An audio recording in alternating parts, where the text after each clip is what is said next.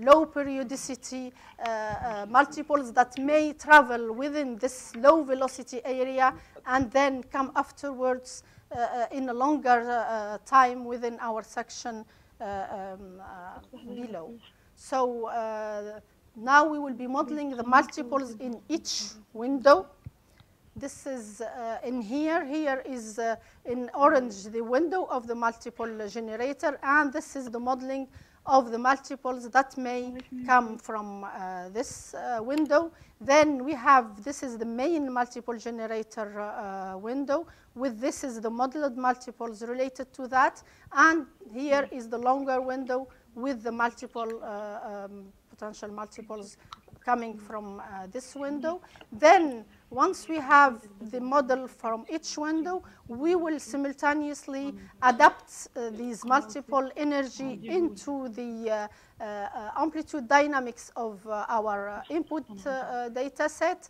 Then after the adaptation phase, we will be subtracting them from the input, but we will do preservation of some of our primaries. And the main thing is that those are done simultaneously in order to avoid any redundancy and to have, not having the multiples eliminated from one window and then eliminated again from another window if they come one over the other. This is an example of a migrated stack before multiple attenuation. I will be switching to the one after. This is one before and after. You can see here that the amount of energy, the high energy coming from the multiples that have been removed from the section, all over the section, from the shallow part in here to the deeper ones. And again, also in the Ordovician, we are seeing our primaries better in the section, again, of the Ordovician in here.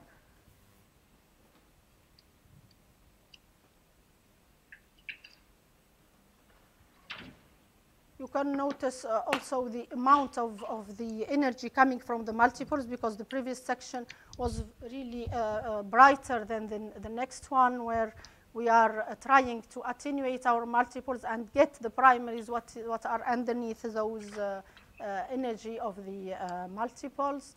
Here we did also a QC on an inverted seismic section. This is the one before the multiple attenuation and the one after. The whole image has changed from the one to the other. We eliminated some of the multiples, mainly in this section here as well. And also we will having a better image in below. This was cross-checked with the well, where we have generated the acoustic impedance log at the well location, which is the black trace. Then we have the one before multiple attenuation in red and the one after in blue. We have a better fit from the acoustic impedance log of the well to the one after multiple attenuation. And you can see that we are modeling the details better with the well log at the well location after multiple attenuation. And of course, this will open the window to any attribute extraction, reservoir properties, because when we will be extracting along our seismic section, we will be capturing mainly the primaries, not the primaries with the multiples at the same time. So as a conclusion, with the modeling of our, with the identification first of our multiple generators, we were able to have an efficient integrated workflow to attenuate our multiple energy at the shallow and as well as the deep target. And this clearer seismic image will enable us to have a better imaging and understanding of our reservoir geometries. And we will be also able to map many primaries events from the shallow to the deep. This will also enable us to have a better insight in the whole structural evolution of the basin.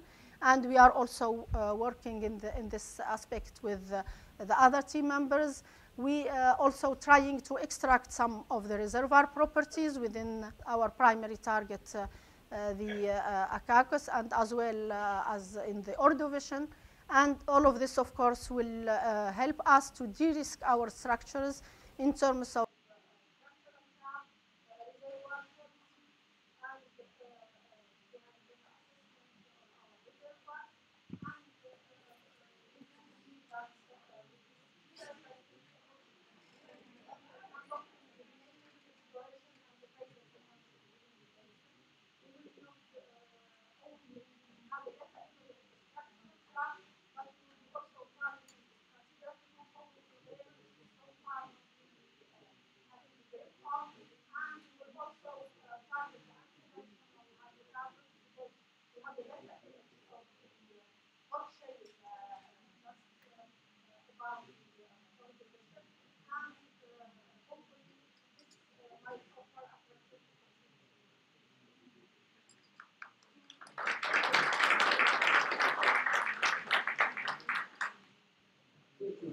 Laura, for this presentation.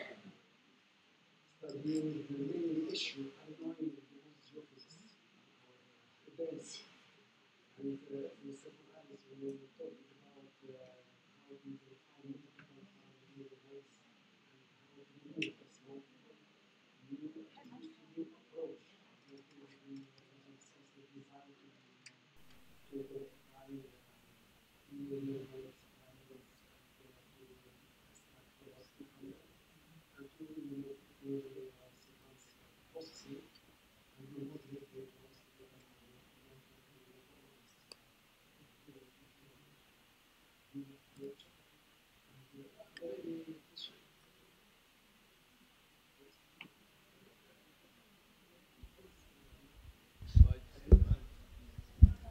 Did you look at the frequency content before and after your reprocessing? And I have a second question. As soon as you generate synthetics, why you didn't work on attenuation of the multiple before the stack? Actually, here I just showed the one after the migrated stack. But we did also a modeling pre-stack on the gathers, and we eliminate. There is, elimination pre-stack and another one post-stack. But here I just presented the post-stack one. The other point is related to the frequency content. Normally, the frequency content is a bit enhanced in the high frequencies because we are dealing with thin bed layers. We have intercalation of shales and sands, and those has a response in our synthetic and VSP. And the time we attenuate a bit the multiples, which are mainly coming from this main multiple generator, they are mainly low frequency part. So at least when you extract it within a window, we are enhancing within our target window the high frequencies. And if you can see the one after and before, you have thin events coming in within the section, which are real events, because here the well to seismic tie is really essential to QC your outputs. We do see some real events coming in within the Ordovician as well as within the Akakos, which are of high frequency part.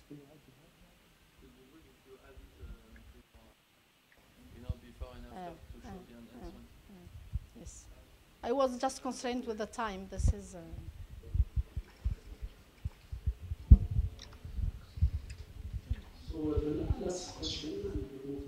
Yeah. Thank you. You just mentioned that you applied some technique in the acquisition to eliminate the multiples. I mean, have you done anything apart from extending the spread into 6 kilometers? Because this may work in a full spread, but may not work at the rolling on and the rolling off. That's one question. Mainly, it's within this long offsets, because we are also constrained by the enamo stretch in there. So we did a simulation where we cannot really get into more than that, because with this we have already the constraints of 30% enamo stretch in there.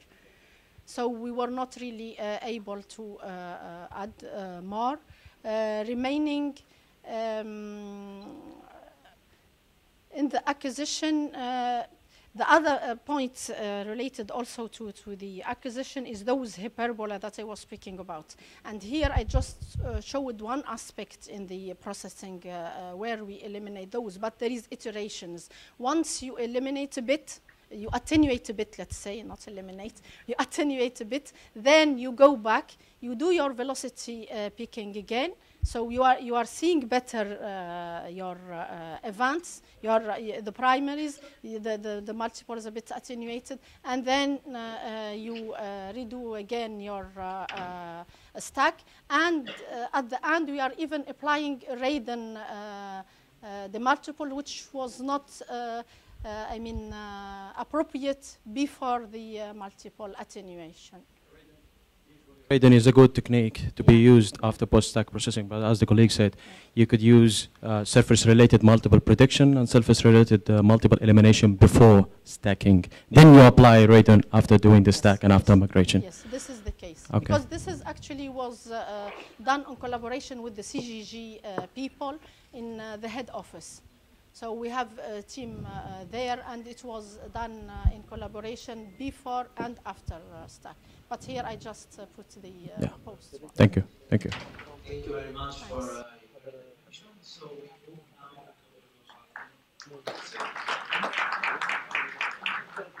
Maurizio Perla is going to talk about advanced permanent hybrid fiber optic seismic acquisitions compared with standard downhole geophones, accelerometer measuring along an exploration well. Thus, in the meanwhile, Maurizio is started his experience in the oil and gas in 2007 with the ENI, still in the same company.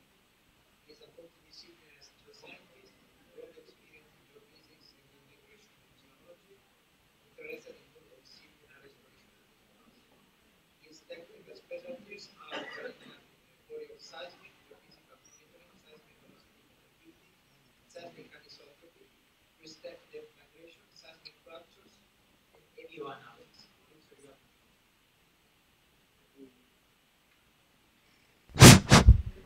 It works. So good morning. Thank you very much for coming to this talk. I don't repeat the long title of this presentation. Just a curiosity about the long list of the co-authors, because fiber optic is a new technology that involves a lot of departments, starting from the planning, the pre-job, completion, reservoir, exploration, and is the reason why there is so many co-authors in this talk, in this presentation. This is the outline, so I will give you a short introduction about the fiber optic sensing, so DAS and DTS technology. We will see how to exploit the fiber optic to record the boreal seismic in a well. Some details about the installation and acquisition on the onshore Tunisian well, in this case the Makruga Southeast one. Some result and observation, and finally the conclusion and way forward. So first of all, we need to think about fiber optic not like the conventional communication system, but like a sensor. And so the name of fiber optic distributed sensing, because the cable behaves like a sensor every 2 meters in this case, in our case. And we can switch and differentiate the kind of data that we can measure by the fiber with a particular interrogation of this fiber, so-called DAS, distributed acoustic sensing when we collect acoustic data, or DTS, distributed temperature sensing, when we use the fiber to collect temperature information. And for this kind of interrogation, we use a different kind of fiber, single mode or multi-mode. But the main benefit of using the fiber for a well is that we can use the same cable for a lot of application. So not only boreal seismic, but reservoir profiling, wellbore integrity, stimulation follow-up, injection, and so on, according to the scope of the well. So just some details to explain how the technology works. I don't go into the details because it's not the scope of this presentation, but just to be clear to the audience about the technology. So distributed sensing is a technology that provides real-time measurements along the entire length of the cable, fiber optic cable. And the fiber is the sensing element, not the communication, not a communication system, not only a communication system. The interrogator, that is an hardware that we use on the surface, operates according to a radar-style process. So we send a series of pulses of laser inside the fiber. This is the so-called interrogation of the fiber. And we record the backscatter that occurs in the fiber. And with the analysis of this backscatter, we can provide information in terms of temperature, strain, and acoustic along the cable, so along the entire length of our well. So just to summarize, the main characteristics are that the fiber optics is like an array of the sensor, single component sensor. And according to the target of our project, of our job, we can use the fiber to capture information and different information according to the analysis that we want to perform on our well. On the left corner, we have an example of the fiber. Externally is like a control line for the gauge PT, but inside we have 2 additional or more fiber for collecting this kind of information. And the fiber is interrogated by a surface interrogator, different from the scope of the data that we want to collect, DAS interrogator for acoustic, and DTS interrogator for temperature. And the fiber can be cemented behind the casing, clamped to the production tubing, or wireline conveyed. And we can use the same fiber for different application in a well. So not only for boreal seismic, like in our case, but for production profiling, fracking, injection monitoring, microseismic, wellbore integrity, and all the possible operation that we can perform on a well. One important thing is that in the case of boreal seismic acquisition, we are able to record the entire seismic profile with a single shot, not like the conventional one, level by level. And so it means reduced cost, time, and risk. And another strong point is that we can repeat the measurements when we want, because the fiber is installed in the well. We can come back without well intervention to record again boreal seismic data or other information that come from our well. This is a snapshot of the conventional VSP that we usually perform in an onshore well. So we have some surface equipment, and according to the particular depth where we have our level, so usually we start from the TD and we arrive to the surface for collecting level by our geophone the data, the boreal seismic data, and we can collect direct arrival, multiple, reflection, and upgoing multiple. What we can perform by the fiber is that in our well, instead of having the geophone, we have a cable installed along, in this case, it could be clamped to the production tubing. We have like a sensor every 2 meters from the TD to the surface, and we can collect immediately with a single shot all the entire length of the well without going level by level. So it's evident how we can reduce the operational time for acquired and borel seismic, and we can improve our acquisition, because if usually we take 12 hours for a zero offset, we can use the same time to collect walk-away lines or circular BSP or something similar.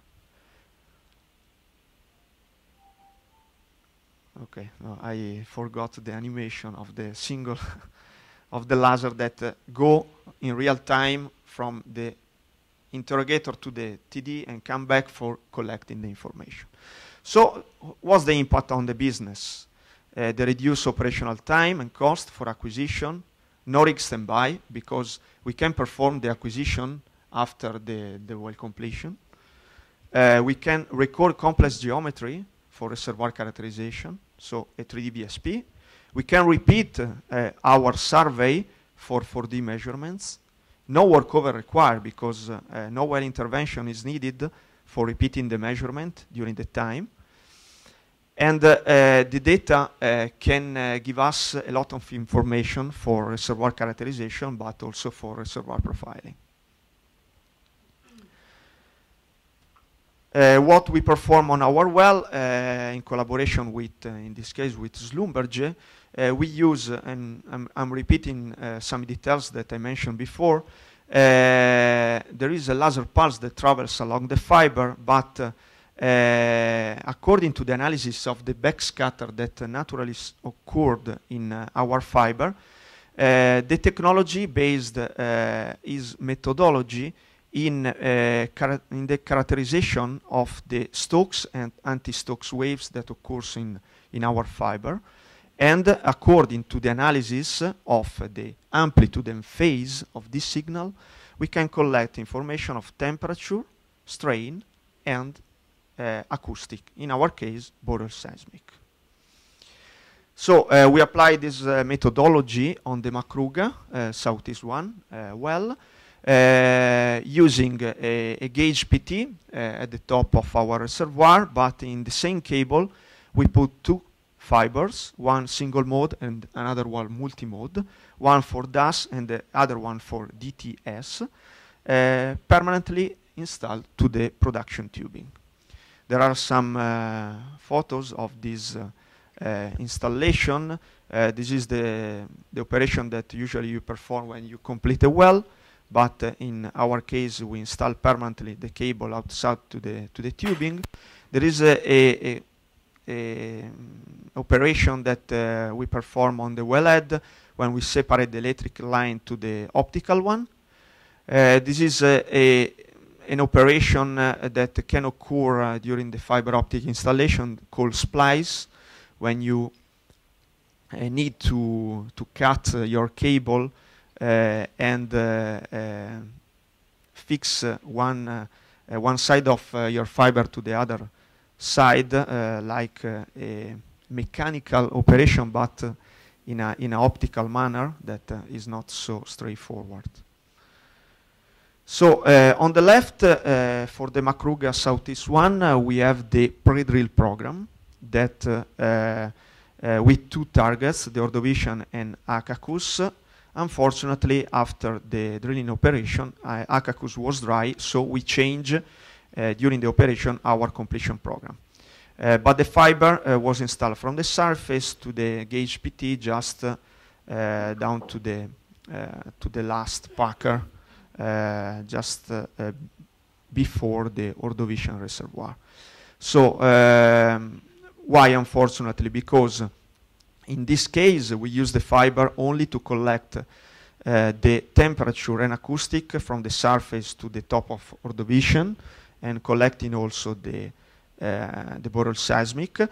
But if Akakous was not dry, we had the possibility to use the fiber also to characterize the reservoir profiling also in front of the reservoir levels. We divided our acquisition phase, borel seismic acquisition, in two phases. One during wireline, using also an hybrid cable, so wireline that inside included also a single mode fiber to collect DAS data. And the phase two, that focus our acquisition on the permanent cable installed outside to the production tubing. So for the first phase, we acquire a 0 offset VSP and 4 offset VSP, just with the standard technology and the wireline retrievable option. And for the phase 2, we record a 0 offset, 4 offset VSP to have a comparison with the previous phase, but also 2 workaround VSP and 4 workaway VSP. I don't go into the details of, because it's quite clear from this slide. So this is a snapshot of the data that we collect with in the first phase with the conventional VSI, so 8 levels of geophones inside the well during the wireline acquisition in open hole section. And this is the hybrid cable. Just an observation, this is the raw data before processing. And in a matter of minutes, we record the same data of the 0 offset VSP. And it's a really new technology that can open a complete new scenario for acquisition. This is a snapshot of the time. So we have the time of acquisition for the conventional 0 offset VSP that takes more or less 15 hours. And just a details about the 0 offset and offset VSP, we take 12 minutes for recording by fiber a 0 offset VSP and 25 minutes for the offset VSP. For the second phase, with permanent cable, we have a long list of the data that we are able to record, but in 75 hours, so at the end of the story, 2 days and a half, we record something like 1,000,008 traces, 14 terabytes of data, with a vertical depth resolution of 2 meters instead of 15 for the standard VSP, with a cost of more or less 1 million that include equipment, installation, acquisition, and also processing. And if you try to record the same kind of data with the conventional wireline, more or less you can take 30 days for doing the same operation. So there is an high cost saving and risk mitigation. Just to conclude about the result, we compare the 3 acquisitions, so the standard permanent hybrid in terms of first breath travel time, and the difference is very close to 0 milliseconds, and the profile of velocity computed from the collected data is really similar. To demonstrate the reliability of this methodology, we use the VSI for the offset VSP for inverting a velocity model in the 2 direction, north-south and east-west, by a tomographic approach, and we compare the residual travel time between the VSI computed model and what we collect by the fiber. And you can observe that the difference is really close to the 0. We have only 2 observations. One for the HDV East, and the reason why is because we record the data after an heavy rain that occurred in the area. So this explains the 4 milliseconds of differences. And for the north, the south differences, the explanation is that the 2 areas, one was sandy and the other one was rocky, and so the difference is explained by this different heterogeneity, of the ground. Just to conclude, just to have a flavor about the possible data that we can collect. This is the conventional seismic that we have in the area of Makruga, the corridor stack obtained by the VSP with the conventional geophone, And this is the data that we performed, what we processed by a walk-away line, filtered at the same frequency of the data, of the seismic surface data, and the high frequency that we can collect by the boroseismic. And you can understand how it's possible also to give added value, especially in the shallower part, not only on the Ordovician, for interpretation issues, because you can add more feature and more details respect to the surface seismic. Just to conclude my talk, so we saw the successful application for the fiber optic installation on Makruga, Southeast 1 in Tunisia. During the installation, we didn't encounter MPTs. We demonstrated the cost saving and improved know-how. We highlight the drastic operation efficiency from hours to minutes, and so the possibility to record very complex geometry of border seismic. It is a discipline that need a strongly integration and cooperation between different departments, and the acquisition by the fiber could potentially open a new and strategic scenario for well data acquisition, not only for border seismic.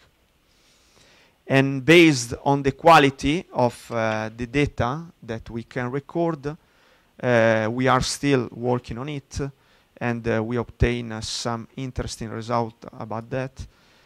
We can analyze the data to support imaging purposes and other geophysical study correlated to this application.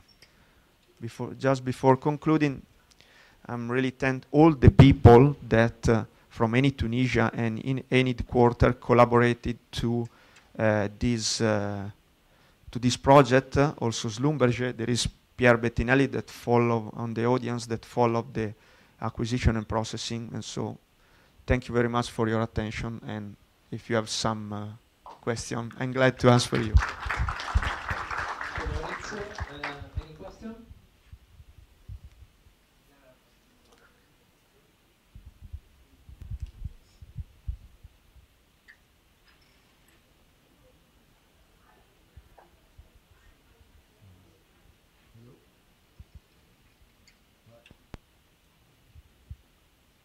Oh, yeah. Malek Tabet from Phibus Optics. I have a question regarding the measurement that was performed with the DAS for this project. I wanted to know the spatial resolution that was adopted for this measurement, as well as the gauge length. I think that when I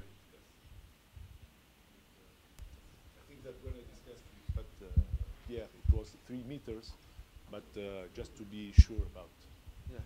Yeah, I mentioned 2 meters, but after the processing of the data, that I only put a slide at the end of this presentation because the main objective was about the installation and the data that you can collect, not about the process data. At the end of the story, we obtain during the acquisition, the gauge length was 20 meters with 5 kilohertz of the laser pulse. And the process, probably Pierre, was 3 meters, if I'm not wrong. But I didn't present the data in this moment, and so is the reason why I don't put details about that in this presentation. But thank you very much for your question.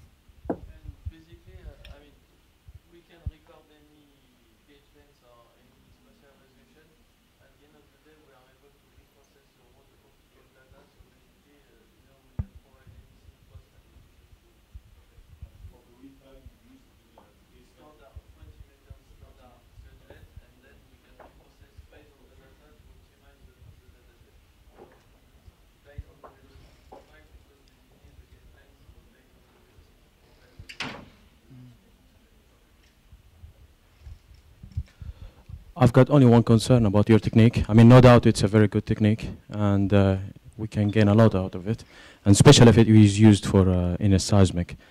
But, and of course, there's only one main issue that starts from the single measurements up to this new technique, which is the noise.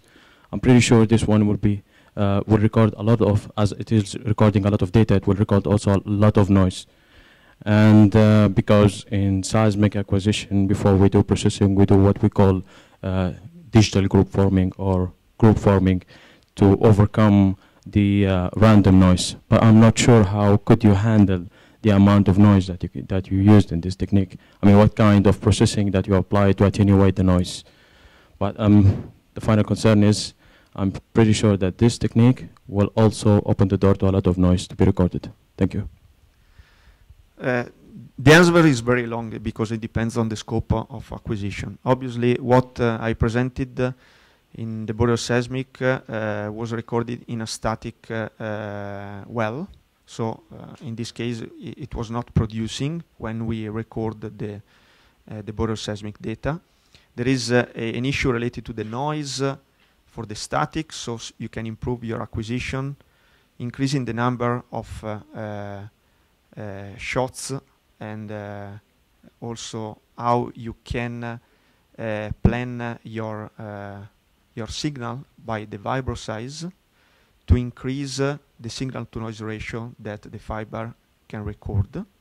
There is a long story about the processing that is not so straightforward to pass from optical data to the seismic data, and you need to eliminate what you so-called noise, but noise is a general issue or a general manner to call tube waves or noise that is inside the well.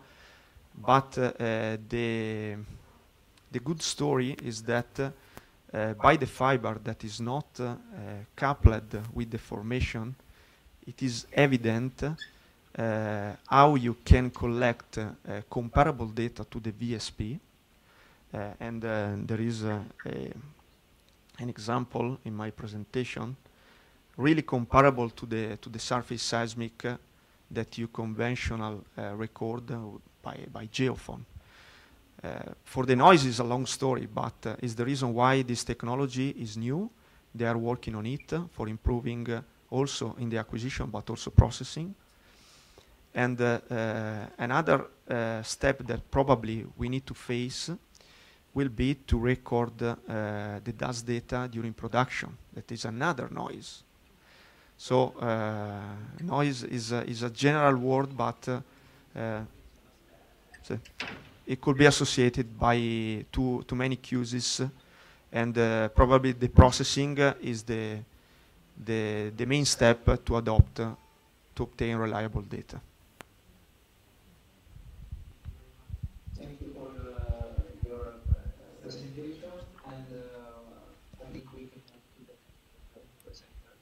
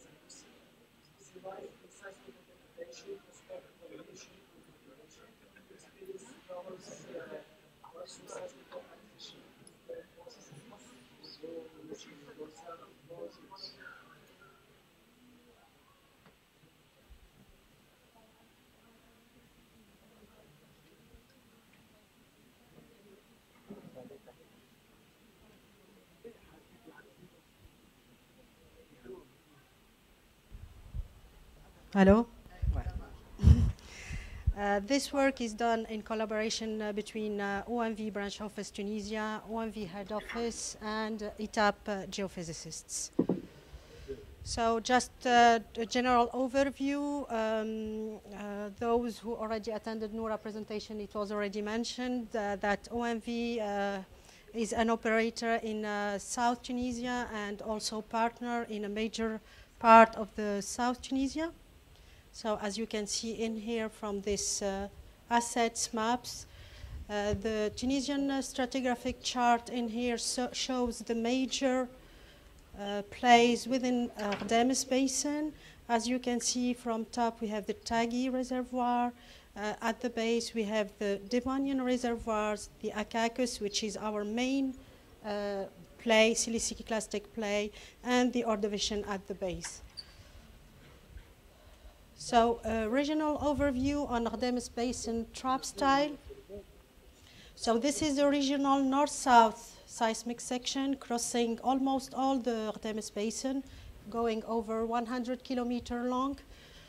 As you can see in this seismic section, our major seismic event or our major seismic marker is the regional Ordovician marker in here, highlighted in yellow. So from this regional seismic marker, globally we have a pre-Hercynian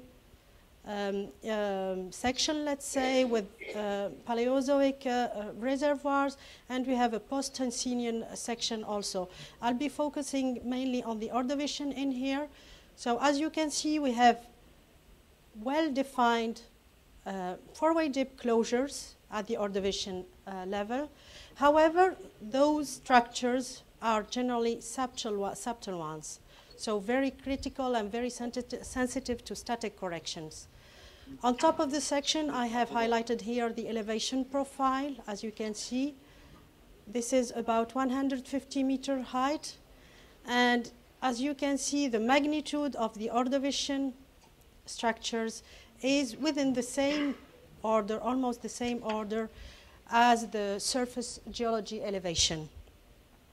So this will be our critical issue in the area, static corrections. So this is a digital elevation map in here, highlighting two main areas over Ardemes Basin. A right area with high elevations, which corresponds to Jebels and Reg area, and another area to the west, mainly green in here, which is relative to the dune area. And in dotted brown in here is the limit of the dune. Our area of interest is within this part of Ardemes Basin, where we have run a 3D seismic acquisition. So in Ardemes Basin, we have surface topographic variations, important ones. And on this satellite map, zoomed on the area of interest in here, we can see that we have a variation from Reg area with some surface hard terrain conditions to a transition zone in here with some small dunes. And to the western side, we have a high dune area, which elevations can attain 60 meters. We have also another challenge, which is the near surface issue with the presence of a complex and heterogeneous overburden. So static corrections will be computed and applied to surface seismic data to compensate for the effects of topography and lateral velocity variations in the near surface. That's a statement from Cox. So in this study, what we have done is we tried to establish a specific workflow adapted to the complexity of the area, where we tried to build a near surface model based mainly on uphole data. And this will mainly help to handle, let's say, the long wavelength statics. We'll be then computing the residual reflection statics and the residual reflection statics to handle mainly the medium wavelength solution, but also part of the remaining long wave solution. And after that, we'll be doing some automatic residual reflection static to handle the short wavelength static solution in an iterative manner. So I'll be starting by the near surface model building. So in blue in here is our area of interest, where we have acquired some new upholes highlighted here in blue. But we also have many upholes already existing from the vintage 2D and 3D data sets, highlighted in the northern part in pink and to the south in pink too. So the objective is to merge the information coming from all existing uphole campaigns and to try to map the base of the weathering layer over the full area. And the ultimate thing is to create a smooth and reliable model coming from these uphole data. So what we have done as exercise is that we ran through the different uphole surveys one by one and tried to analyze the velocity and the lithology of the different layers. So this is the vintage survey to the south. What we can notice is that we have 3 different layers for the overburden and a substratum, a limestone at 3,000 meters per second on the base. So in our new acquired uphole survey, we can identify almost the 3 layers on the top and the substratum at slightly a smaller velocity.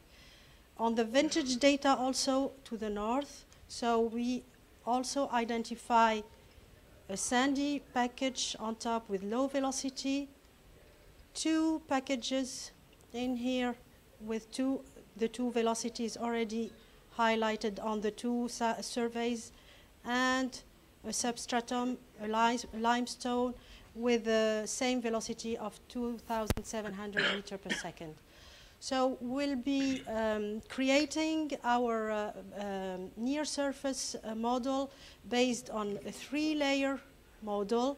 So sand at the uppermost with small velocities, a mixture of sand and clay with slightly higher velocity. The 3rd layer, it's clay and marls with 2,300 meters per second, and the substratum at about 2,600 meters per second. So how we're going to handle building this model, knowing that we have a difference in topography. So what we did is we subdivided our area in 2 regions. To the east, we have a Rag Mountain area, and to the west, the dunes area, with the transition zone in between in here. So for the dunes area, we have adopted the normal elevation model, and for the for the Rag area, we have adopted the thickness model. And in between, we're going to see how we're going to handle the transition in between. So I'm showing in here on an east-west section the different models. So if we build the model based on thickness model, that's what we have. Highlighted in black in here are the uphole positions. I don't know if you can see clearly. In pink in here are the velocity profiles. So this thickness model is created trying to honor at a maximum the velocity profiles from the upholes and taking into consideration the 3 layers too. So same profile, exactly the same one, but created based on the elevation model, and trying also to honor the same velocity profile, so it gives completely different result between the 2.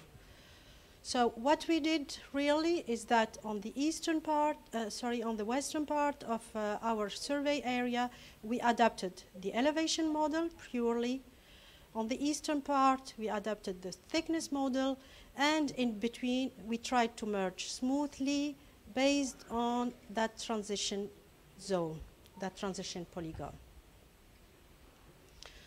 So here just a comparison between pure elevation statics. So that's the map computed based on elevation statics, and you can see the statics computed based on elevation that range between, let's say, 30 to 70 something.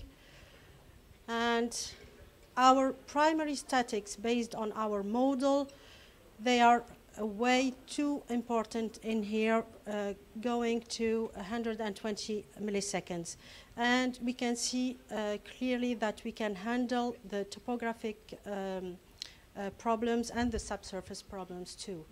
So those are the two profiles along that east-west section, showing the difference between only elevation statics and statics coming from the primary. And you can see the huge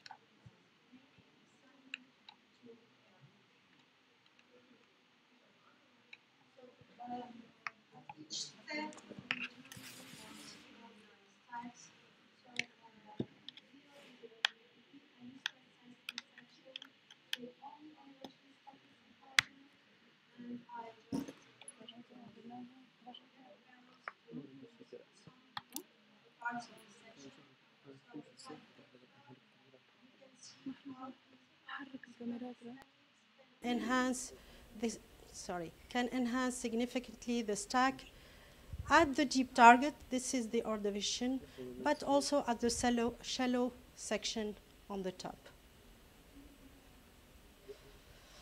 So second step, we didn't stop only at near surface model building, but we have run also some residual refraction statics based on the picking of a deep refractor. So the idea is that on raw gathers where we have applied already AGC, so we tried to flatten the surface events. So we did a linear move out, and we are trying to make some, to generate some stacks from those uppermost events. So we selected a range of offsets. Sorry, the pointer is not working. A range of offsets in dotted red to the right and in dotted green to the left. This range of offset is between 1200 and 2000 meters, where the refractors are the most flattish in that area. And from those, we are going to generate two stacks. The first one is called a direct stack. The second one is a reverse stack. And as you can see on the map in here, in a ring direction. So the first one is a direct in that direction, and the second one is a reverse stack. And on those stacks, we are trying to pick a shallow refractor, and then these picket times will be corrected in the two directions. We'll try to flatten that shallow horizon. And after that, we generate our refraction static map for the whole area. And you can see that these residual statics are ranging between, let's say, minus 30 to plus 30 milliseconds. QC on stack always, the same seismic section. So those are the primary statics that we already applied based on the uphole model.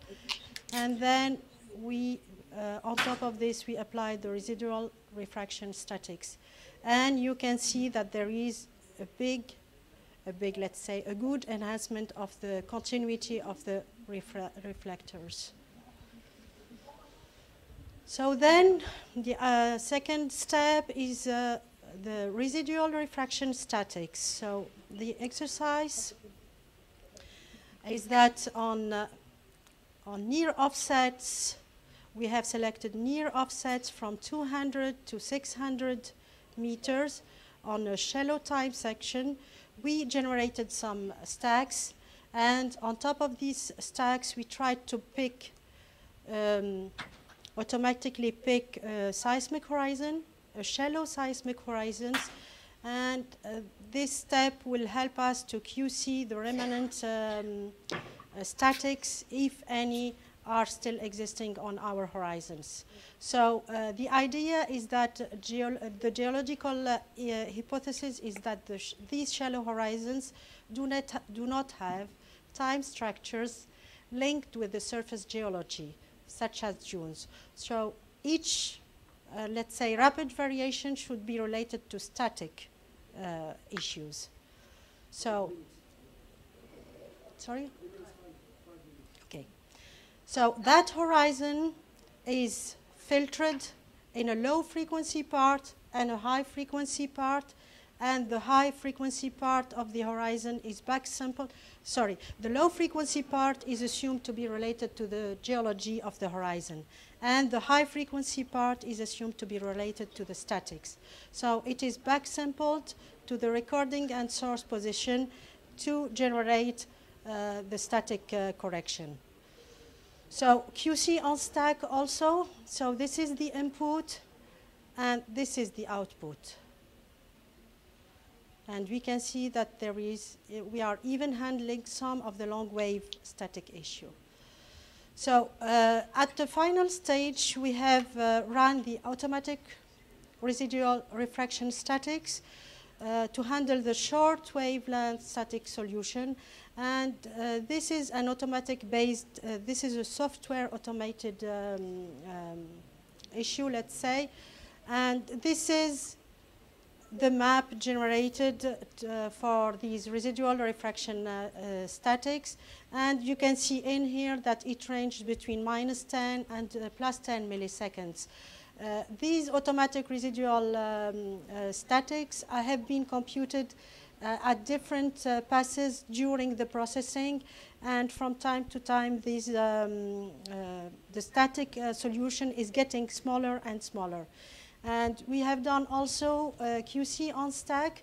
So this is the input seismic, and this is the output on which we have applied the residual reflection static. So mainly, if you can focus on the upper part of the section, we do see a good improvement. Sorry. Sorry, here it is.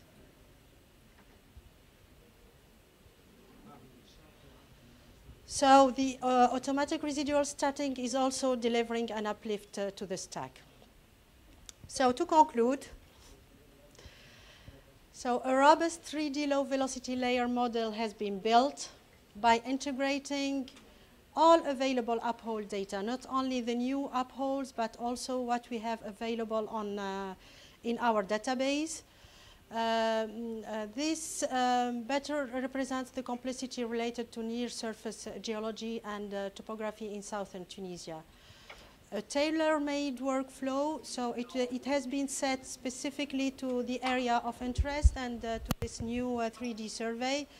And in this workflow, we have also integrated the refraction and the reflection static solution. We consider that it has provided not fully complete, but a robust static solution. So the goal was to reduce the uncertainty on trap geometry definition and volume estimation, which is our ultimate goal in exploration. So the ultimate goal also is to better assess all remaining exploration potential, especially that Ghodemes Basin is becoming quite mature in terms of four-way dip closures. So thank you very much. Thank you very much, Musa, for this presentation.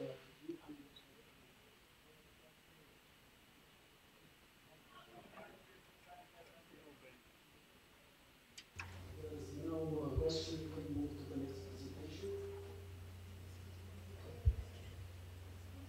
Okay, so we now have Fatma Tohami that will talk about the sensitivity to reservoir properties modeling of Bidon field. Fatma graduated matrix in geology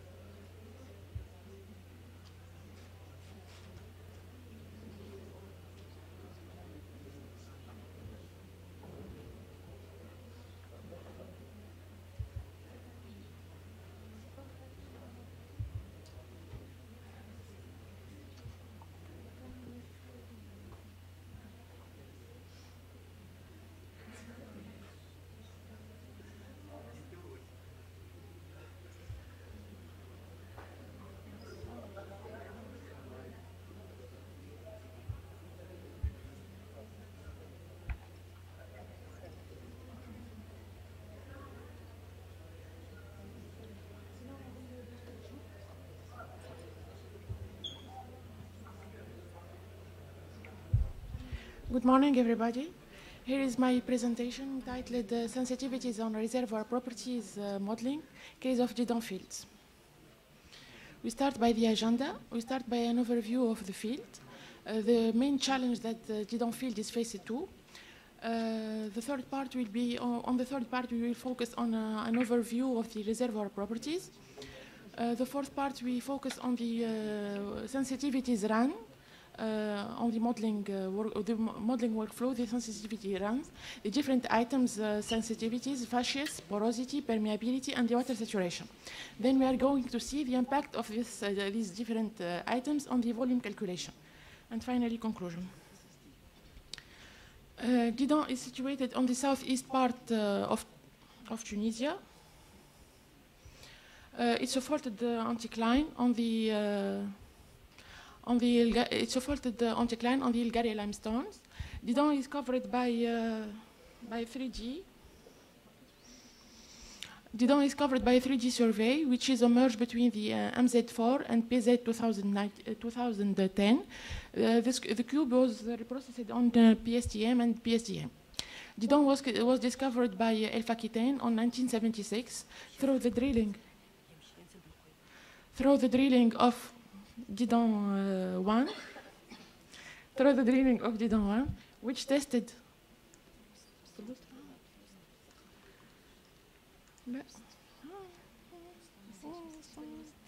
through the drilling of Didon 1, which flowed 2,925 barrels of oil and 1.8 million cubic feet of gas. Didon 2, the second well Didon 2 was drilled near the water zone and tested oil and water after nitrogen lifting. 14 wells were drilled over the structure where the Ilgaria formation is fully logged, but only 3 wells were recorded, Didon 1, Didon 2, and Didon 4. A sidewall core was done on Didon 3. A special core analysis study is available, was done on the plug of Didon 4. So that's brief. Here we are going to see an overview of the field, of the Didon field events. Despite being discovery earlier, the production of Didon started on 1998 by the drilling of Didon 3, which produced 9,000 barrels of oil. The production will grow up on 2002 by the drilling of Didon 4, which was planned initially to test the external limit of the structure. The second production phase started in 2006 by the drilling of Didon 5 in substitution of Didon 3 on the central part of the block, as we can see in the map, and the Didon 6 in the eastern part of the structure. So in 2006, the total daily production reached a plateau of 20,000 barrels of oil during the first 6 months before start decreasing. The third production phase started in 2008 by the drilling of Didon 7 in the central block, which flowed 12,500 barrels of oil, and Didon 10 in 2009, which flowed 5,500 barrels of oil before start producing water. In 2016, 3 wells were producing, Didon 6 intermittently, and Didon 7 and Didon 10. The oil production rate continued decreasing and dropped to 700 barrels of oil by June 2016, with an average water cut of 82%. Didon field exhibited good production performance, leading to a total recovery factor around 38. The volume of oil accumulating was 33 million barrels of oil until June of 2016. Didon is faced to many challenges. The high recovery factor calculated in the previous models was, as presented, was 38%. The availability of the new seismic cubes, the decrease of the production, and the increase of the water leads up to update the new model. Leads up to update the Didon model. in order to assess for a better assessment of the STOIP, in order to enhance the recovery, and to review the economic situation of the field in order to locate new infill production wells to extend the field life also. Here we are going to see an overview of the different reservoir properties. As I said, Didon is producing from Bulgaria numeritic limestones. Here we have an example of the CPI run over the Didon 1 well.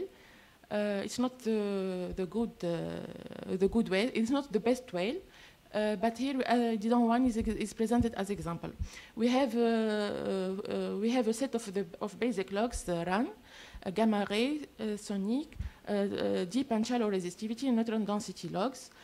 Core also was available. The core data were corrected. The compaction effect was applied based on the scale run on Didon 4. And here we can see the bed lecture of the density logs. So the porosity was calculated using neutron model, and which gives good matching result compared to the core data. The permeability was calculated using Schlumberger formula, and we can see the good matching existing between the between the permeability calculated and the permeability core. In the histogram below here, we have the compilation of the different porosity run over the different CPI of Didon wells, and where we can see that porosity can exceed 24% with an average of 16. Same for the permeability, which can exceed up to 2 Darcy with an average of 18 millidarcy. The initial reservoir pressure was 275 bars, but we noted a depletion of 15 to 70 bars depletion since the start of the production. Now we move to the modeling workflow. The sensitivity is done. We use it as input data, the seismic and the acoustic, the seismic and the amplitude and the amplitude cube, the seismic and the velocity cube on the PSDM for the PSDM treatment. Also, we use as input the depth map. We refer it to the LC4, which is the map converted to depth using a layer cake velocity model, and also the well data. So the structural modeling was done as routine. For the porosity distribution, we adopted three methods using the moving average distribution, the acoustic impedance cube as guide, using the facies and the acoustic impedance cube, and then an arithmetic averaging was estimated for this for the two models. Porosity grids were generated, and then the permeability, you are using different formula depending of zones. And for the water saturation distribution, two models were adapted using the PC curve and G function. These different items were used for the volume calculation.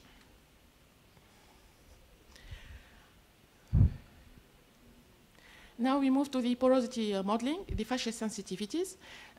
Facies sensitivity, the workflow is based, it targets deducing a driver to be used for the porosity distribution based on linking seismic heterogeneity into facies variation. This workflow is based on the extraction of different attributes based on the amplitude cube and the associated velocity. The attributes generated from the amplitude cube were attributed in class A. Attribute generated from the velocity cube were attributed in class B, and the time slice generated were attributed to the class C. The class A and B were combined as they have the same window of extraction, 0.15 milliseconds. So these different attributes were then compared between them and evaluate their coefficient. Correlation coefficient using the neural network train estimation module of Petrel. Only the lowest correlation coefficient were selected as they are reflecting difference. of facies detecting through the seismic signal. Different unsupervised class were done, but the classification on five facies was assumed to be the best suitable. The resulting facies are combined in one map. The distribution of these facies will be used as filter for the porosity distribution.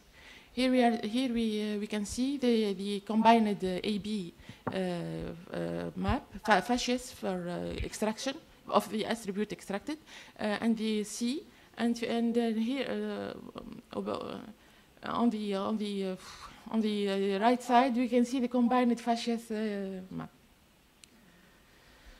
Now we move to the porosity distribution.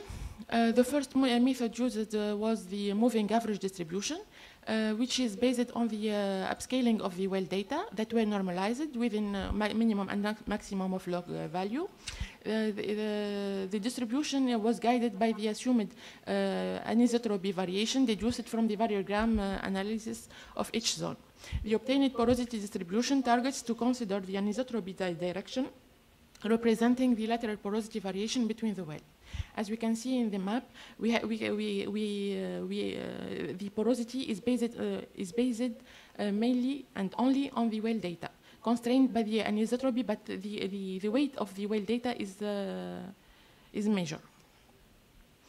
Now we move to the porosity distribution versus facies. The porosity is assumed varying per facies.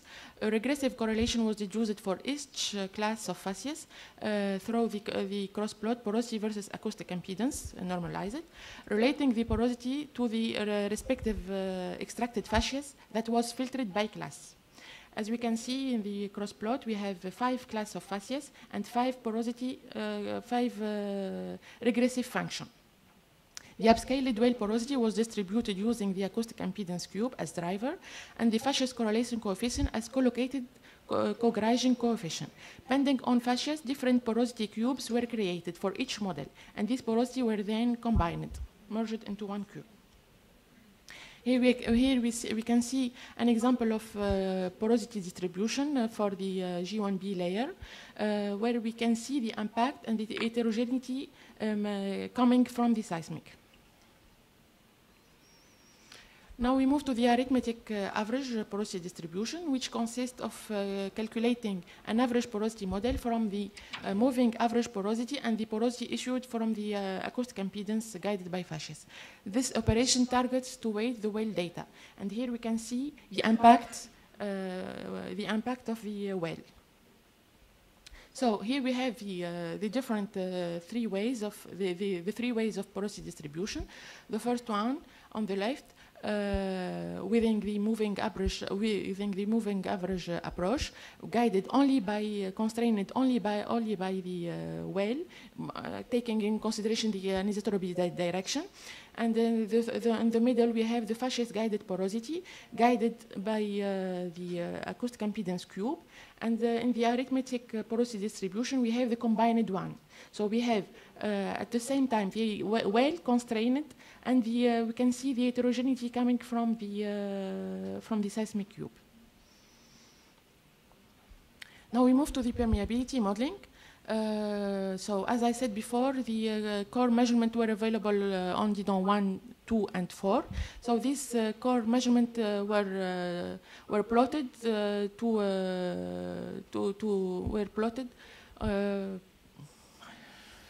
to deduce 4 perm function.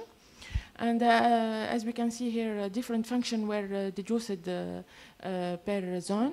A function for G1A zone, a function for G1BU, and a function for LMS. The other layers were grouped on one function. Here we can see also the impact, the distribution of the permeability as it is a function of porosity. So the permeability deduced for the moving average porosity, the permeability guided, the permeability distribution using the facies porosity, and the permeability deduced for the arithmetic. And we can see also the same effect as for porosity, the impact of the seismic in the different case. Now we move to the water saturation modeling. The water saturation was calculated using two approaches, the G function. A function was deduced depending on the porosity class. So a function was deduced for the porosity less than 7%. A function, another one for the porosity comprising between 7 and 30%, and another function for porosity upper than 30%. And here we can see the distribution. Now here we have the distribution of water saturation depending on the moving average porosity, and the porosity distribution depending on the facies porosity, and the summation, the arithmetic distribution on the right. Now we move to the PC model. The water saturation calculated using PC model.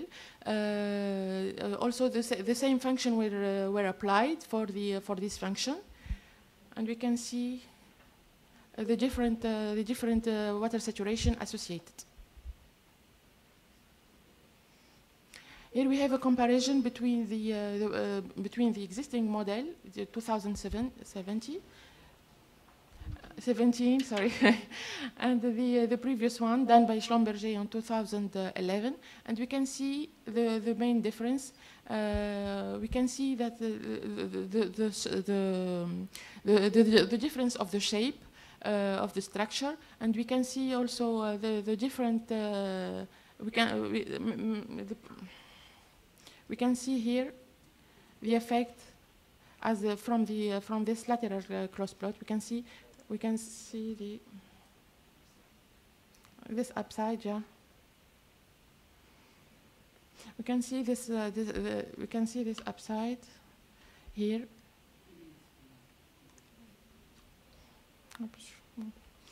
Here we have the stope volume impact calculated, depending on the different porosity model and the different water saturation applied, and we can see that the porosity. We can see that for the moving average porosity, volumes are around 88 million barrels of oil. For the facies, the volume calculated varied between 86.7 to 87.7. For the arithmetic, volumes varies between 87.5 and 88. So for the conclusion, the update of the 3D. The update of the 3D model was based on the new interpretation map of the 2011 merged PSDM cube. Either the review of the structural shape sensitivities were run in facies, porosity, permeability, and water saturation distribution. The facies class issued from the extracted seismic attributes was done through an unsupervised process detecting 5 classes that were used for the porosity distribution and modeling.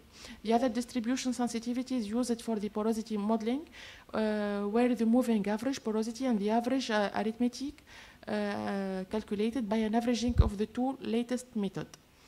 From the available core, POR-PERM transform was used per layer.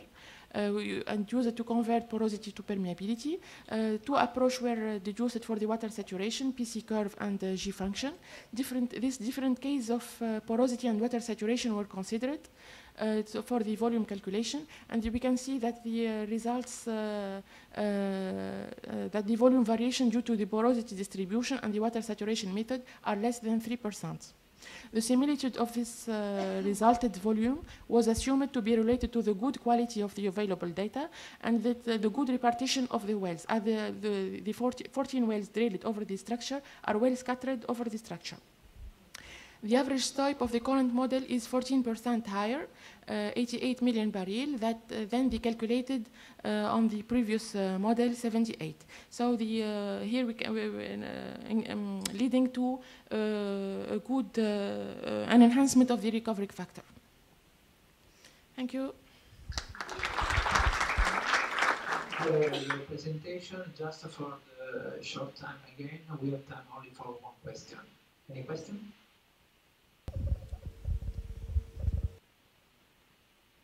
Okay, I guess that we can conclude this session. Thank you very much to all presenters and all the attendees. And there is another question after lunch, so enjoy your meal. Bye.